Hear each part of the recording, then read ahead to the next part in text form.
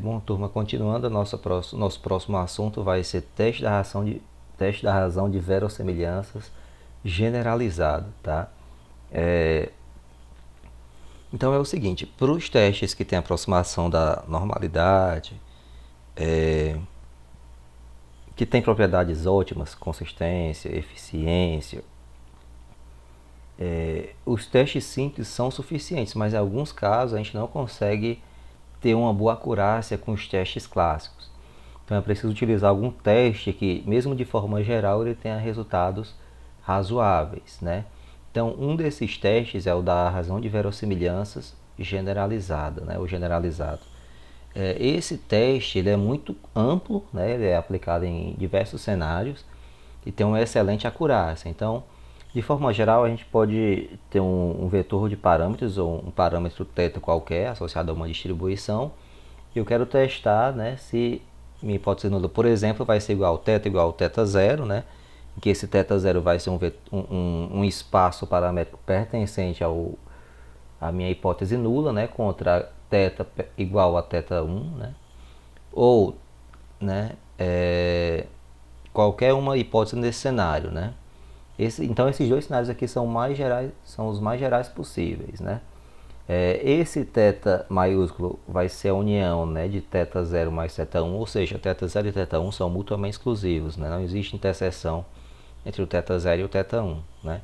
E se eu tiver a união desses dois subconjuntos, eu vou ter todo o espaço paramétrico o qual meu θ estará contido, né. A interseção, né, como eu falei, é vazia, né, entre esses dois conjuntos θ zero e θ1, ok?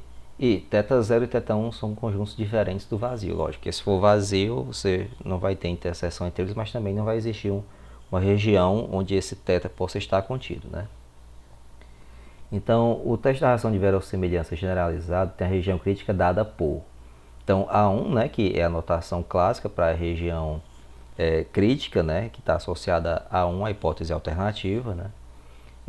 Um x, tal que esse x vai ser o supremo, né, da verossimilhança associada à minha hipótese alternativa sobre o supremo da minha verossimilhança, onde θ pertence, né, ao meu θ zero, ou seja, é como se eu tivesse a verossimilhança considerando a hipótese alternativa sendo verdade sobre a verossimilhança considerando a minha hipótese nula sendo verdade. Se essa razão for maior ou igual a uma constante C qualquer, então aqui eu vou ter a minha região de rejeição de H0. Ou eu posso reescrever o A1 como sendo um lambda x, né, em que vai ser o supremo, né, da verossimilhança para todo o meu espaço paramétrico, né, sobre, considerando a hipótese nula, sobre em todo o meu espaço paramétrico, todo o θ, né, menor ou igual que C, tá? Então, esse lambda obviamente vai estar entre 0 e 1, porque aqui eu tenho a verossimilhança somente para o θ pertencente ao θ zero e aqui θ pertencente a todo o espaço paramétrico. Então, obviamente, o denominador vai ser maior do que o numerador, tá? Então, essa constante estará entre 0 e 1. Se essa hipótese nula for verdadeira, espera-se que esse lambda de x esteja próximo de 1, né? E, caso contrário, se for falso, espera-se que esse valor, né, de lambda x esteja próximo de zero. Então, a interpretação vai ser muito semelhante aos testes clássicos, né? Inclusive, essa vai ser a ideia, o qual foi base para o teste da razão de verossimilhança generalizado, ok? Para determinar essa constante, a gente vai determinar aqui um alfa, né, igual a um supremo da probabilidade de lambda x menor ou igual que c, em que θ pertence ao espaço paramétrico associado à hipótese nula, tá? Então, tendo esse sistema aqui, a gente resolve e acha essa constante C com base nessa razão de verossimilhanças aí, né? No caso, lambda de x vai ser a verossimilhança associada a θ zero, né, sobre a verossimilhança associada a todo o espaço paramétrico. Então, para isso, necessita-se de uma distribuição da estatística de lambda de x, né, lógico, que em geral não é simples de se obter, então a gente pode utilizar métodos computacionais, né? E pode-se encontrar uma função h estritamente crescente no domínio de lambda de x, tal que essa função, né, h de lambda de x, seja simples de ter uma distribuição conhecida. Então essa é a estratégia que na prática a gente utiliza, né? Eu pego uma função simples, que seja fácil de derivar, né? Substituir aqui, acha essa o valor da constante e depois constrói a região crítica, né? Então, para aplicar esse teste, o TRVG, né? Teste da razão de verossimilhança generalizado, a gente vai primeiramente obter o estimador de máxima verossimilhança de θ, né? Ou seja, θ chapéu. Obter esse estimador com base na hipótese nula, né? Calcular, né, essa função lambda de x, que vai ser essa razão entre verossimilhanças, né? Daí o nome. Encontrar essa função h estritamente crescente, né, no domínio dessa função lambda de x e obter c, né, obter a constante c resolvendo essa equação aqui, né? Então o comando em tese a teoria em tese é simples, mas a implementação é um pouco mais complicada, tá? Então, sob H0 verdadeira, né, a verossimilhança é maximizada quando, no caso de uma distribuição multinomial, né, eu vou ter o πj, né, chapéu igual ao πj0, né, chapéu, né? E de forma geral, ela é maximizada quando esse πj vai ser igual a nj sobre n. Então, ou seja, que foi o que eu falei da parte de inferências, né? O πj chapéu ele vai acabar sendo estimado pura e simplesmente pela razão, né? Pela razão entre o nj, né? Que é o número de elementos ou ensaios ou indivíduos que estão naquela característica j, sobre o total de ensaios, né? Ou de elementos. Então, no caso, fazendo aproximação de acordo com essa maximização aqui, a razão de verossimilhanças vai ser dada dessa forma. Esse símbolo aqui vai ser de lambda maiúsculo, né? Produtório para j de 1 até c desse πj0 chapéu elevado a nj, né? Sobre o produtório, né? Considerando aqui o espaço paramétrico geral, né? De nj sobre n elevado a nj. E essa estatística do teste, ela vai ser, né, simplificada e dada por G2, que vai ser menos 2 vezes o log dessa lambda, tá? Que pode ser sintetizado dessa forma, tá? 2 vezes o somatório de nj vezes o log de nj sobre n πj0, ok? Então aqui vai ser a estatística do teste. Então, se eu tiver já a definição da hipótese nula, né? Tiver também a minha estatística do teste, só vou precisar saber qual a distribuição amostral dessa estatística para implementar o meu teste, tá? Então, essa estatística vai ser chamada de Q² de razão de verossimilhança. Se esses valores dessa estatística de G2 forem altos, a gente vai ter uma forte evidência para rejeitar a hipótese nula, tá?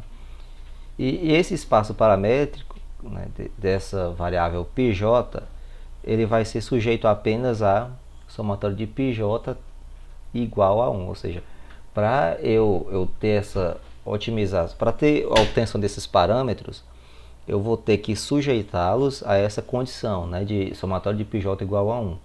Porque se eu tiver isso aqui, o que é que vai acontecer? Eu vou estar respeitando a minha condição de que esses parâmetros, essas probabilidades são mutuamente exclusivas, ok?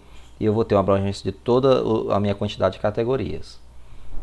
A dimensionalidade, né, vai ser C-1 e essa estatística vai tender para a distribuição Q² com C-1 graus de liberdade, né, o que lembra bastante o teste de Pearson.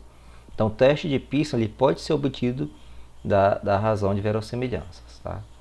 Então, aqui, ó, para um epsilon maior do que um zero, ou seja, é um valor muito pequeno, mas não nulo, tá? Quando a amostra é grande, ou seja, para grandes amostras, a probabilidade da Q², que é a estatística, vamos chamar esse x2, a estatística do teste de Pearson, menos o G2, que é a estatística do teste pela razão de verossimilhanças, em módulo, essa diferença ser menor do que um valor muito próximo de zero tende a 1. Ou seja, eu estou garantindo que a probabilidade de diferença, né, entre a razão de verossimilhança e o Q² de Pearson vai tender a 1, ou seja, são testes muito próximos, ok? E então, esse x2 é a estatística do teste de Pearson, né? E o teste de Pearson pode ser obtido através do teste da razão de verossimilhanças generalizado, né? Então, um exemplo aqui simples, né, para retratar essa aplicação, né, do teste de razão de verossimilhanças. Uma amostra de 156 bezerros leiteiros nascidos nessa região, né, na Flórida, foram classificados de acordo com 60 dias após o nascimento. Esses bezerros que contraíram a infecção de pneumonia também ficaram 2 semanas após o desaparecimento da primeira infecção. Então a gente vai ter mais na frente 2 tabelas para apresentar esses dados. E os bezerros que não contraíram infecção primária não puderam adquirir uma infecção secundária. Portanto, nenhuma observação pode se enquadrar na categoria de nenhuma infecção primária e sim de infecção secundária, né? Essa combinação é chamada de zero estrutural, que é esse caso aqui, tá? Então, o que é que eu vou ter aqui? A tabela 1, infecção primária e secundária em bezerros. Então, aqui teve infecção primária e secundária, 30 bezerros tiveram a primária, mas não tiveram a secundária, 63. Aqui tem que ter primeiro a primária, né, que foi o que foi mencionado. Nenhum, né? E não tiveram a secundária e nem a primária, né? 63. Então vejam que aqui vem aquela primeira ideia que eu falei do teste de Pearson. A gente pode considerar que cada uma dessas situações aqui vai ser o quê?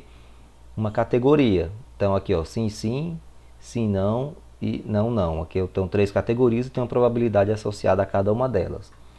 Uma situação em que eu vou ter que, se eu somar essas 3 categorias aqui, elas têm que ser 1, né? Que é a ideia de ter 3 eventos mutuamente exclusivos. Então aqui, se eu somar o π2 mais isso aqui, ó, vai ficar π menos π2. Eu corto esse π2 com esse, vai ficar π e 1 menos π. Se eu somar, vai ter 1, né? Vai resultar em 1 na unidade, ok? Então aqui é a parte associada às probabilidades, né, dessas hipóteses. Então aí a gente já consegue ver que aqui é um teste quadrado simples, uma tabela de dupla entrada, né? Uma tabela de contingência de dimensão 2×2. Então aqui a gente pode retratar, como eu falei, dessa forma, ou seja, cada célula dessa associada a uma categoria que terá uma probabilidade, e essas probabilidades serão independentes não, mutuamente exclusivas, não, sem interseção. Então, o objetivo desse teste, desse exemplo, vai ser testar se a probabilidade de infecção primária era igual à probabilidade condicional de infecção secundária, né? Visto que o bezerro contraiu a infecção, já contraiu a primeira infecção, né? Em outras palavras, se essa probabilidade, o π/AB, denota a probabilidade de que um bezerro seja classificado na linha A e na coluna B dessas tabelas, então a hipótese nula vai ser π11 mais π12 igual a essa diferença aqui. O que seria isso aqui? Ele vai ser infectado na primeira ou na segunda, né? Que isso aqui vai ser igual ao quê? A minha probabilidade condicional. Ou seja, dele ser infectado na primeira sobre na primeira e na segunda, né? Então, aqui é só uma representação através dessas probabilidades, né?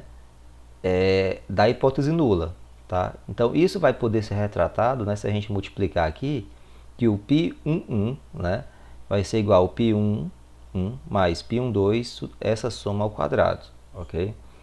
Então, essa hipótese nula, no teste da razão de verossimilhança generalizado, ele vai ser retratado como isso aqui, o π11 igual o quadrado dessa soma, né?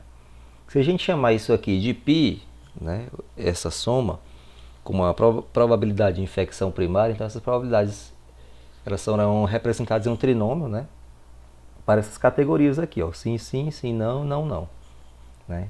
Para a infecção primária ou secundária igual a π2, né, π1 menos π e 1 menos π, e a soma dá 1. Então, seja NAB, né, a quantidade, então ali o π eu tenho associado a probabilidade e o N a contagem, a frequência. Então aqui, ó, seja esse NAB o número de observações na linha A e na coluna B da tabela 1, que é a tabela das contagens. O estimador de máxima verossimilhança de π é o valor que maximiza a verossimilhança do núcleo multinomial. Então, o que é o núcleo multinomial? Vou ter esse produto aqui, ó. Esse valor aqui é elevado a N1, né, que é a probabilidade associada ao sim, sim, sim, não e não, não. π menos π2, né, é elevado a N1, 2, e aqui 1 menos π elevado a N2, 2. Professor, mas cadê aquela primeira parte? N fatorial sobre N1 fatorial, vezes N1, 2 fatorial, vezes N2, 2 fatorial. A ideia é justamente trabalhar com o núcleo. Por quê?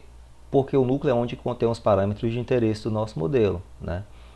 Como aqui eu vou derivar em relação a π, e aqui eu não tenho esse parâmetro desconhecido, a derivada vai ser nula. Então vai ser irrelevante para a gente, né?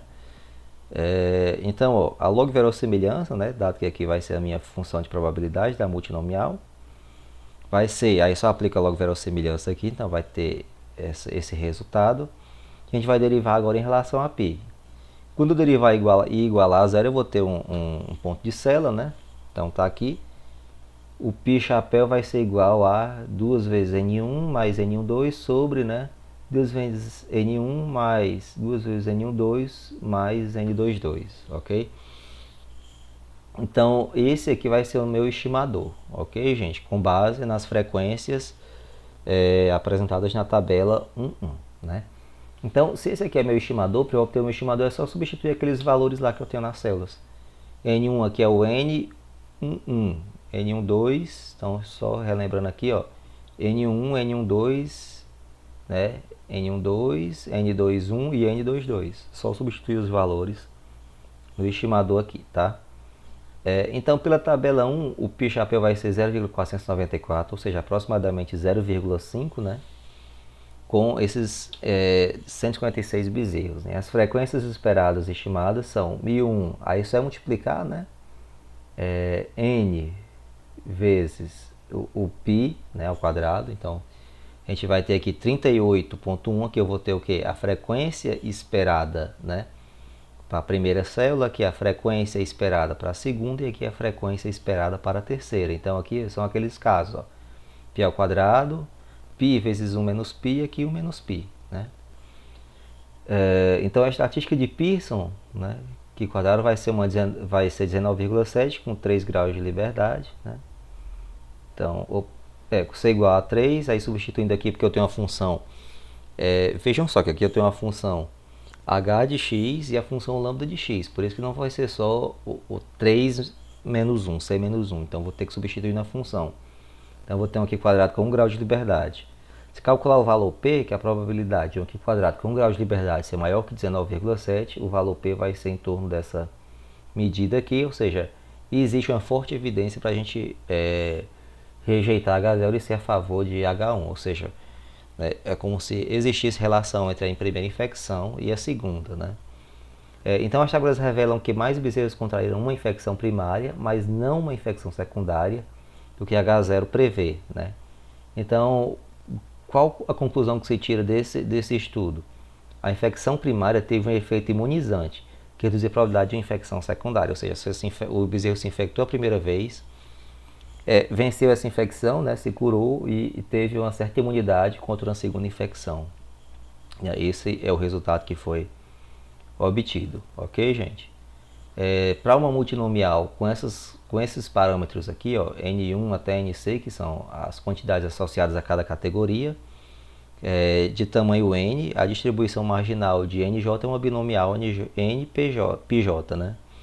Então, cada parâmetro eu posso associar uma distribuição binomial, né? Para um tamanho de ensaios ou uma amostra suficientemente grande, pela aproximação da normal para a binomial, a gente vai ter isso aqui, nj, e pj vai ser nj sobre n, né, que é o estimador de máxima verossimilhança. Tem uma distribuição aproximadamente normal. E pelo teorema do limite central, esse vetor de parâmetros aqui, né, que é o dos pj's, tem uma distribuição normal multivariada aproximada. Se a gente considerar uma matriz de variâncias e covariâncias ou matriz de covariâncias desse formato aqui, de raiz de n vezes esse vetor de parâmetros de π, né, considerando aqui, já que eu vou ter a hipótese nula verdadeira, né, ou seja, sigma 0, aqui eu vou ter o vetor de parâmetros sobre H0 sendo verdadeiro, né?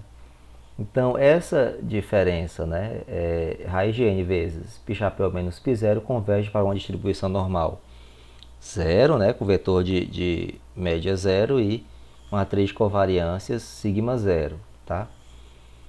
E essa forma quadrática, né, que a gente vê em multi 1, né, n vezes, aqui é como se fosse x menos 1000, o vetor aleatório menos a média desse vetor, vezes a matriz de variâncias e covariâncias, né, considerando H0 verdade, vezes esse vetor, né, não transposto, né, converte uma distribuição aqui quadrada com C menos 1 graus de liberdade. Então essa matriz de covariâncias aqui é escrita, pode ser escrita desse formato aqui, né? Ou seja, se o J é diferente de K, ou seja, além da diagonal principal, eu vou ter menos π vezes πj vezes π índice K, e o πj vezes 1 menos πj se o J for igual a K, né? A inversa, né, vai ser esse elemento dessa matriz de covariâncias, né, vai ser 1 sobre π associado a essa categoria e assumindo a hipótese nula sendo verdadeira. Quando J é diferente de K e se J é igual a K, eu vou ter isso aqui, tá? Para a inversa, né?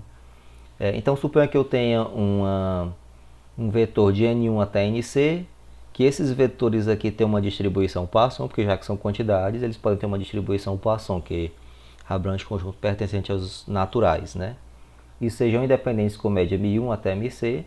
Esses valores padronizados, ZJ de NJ, que é esse valor, menos a média dele, que é μj, sobre o desvio, e no caso a distribuição Poisson, ambos têm a média, a distribuição tem a média e a variância iguais, então aqui o desvio padrão vai ser simplesmente tirar a raiz de μj. Né? Então aqui eu vou ter uma distribuição normal padrão, né? E se eu somar isso aqui eu vou ter uma distribuição aqui quadrada com C graus de liberdade. Se eu adicionar essa constante, ou seja, é zero, então se eu adicionar não vou mudar nada. Mas se eu adicionar, convertendo essa distribuição a Poisson, né, para uma multinomial, a gente vai perder um grau de liberdade, né, que eu vou ter novamente um parâmetro aqui a ser estimado, né, que é o μj, aqui é a variável, aqui é o μj, ok? Bom, então aqui é mais a parte teórica, tá, gente? O mais importante vai ser entender esse exemplo e saber essa definição aqui do teste da razão de verossimilhança. Tá? Em especial essa e ou essa daqui, tá? Então é isso, gente. Esse aqui vai ser o segundo teste, inclusive do trabalho de vocês, e logo vamos para o próximo assunto que vai ser mais um teste, tá bom, gente?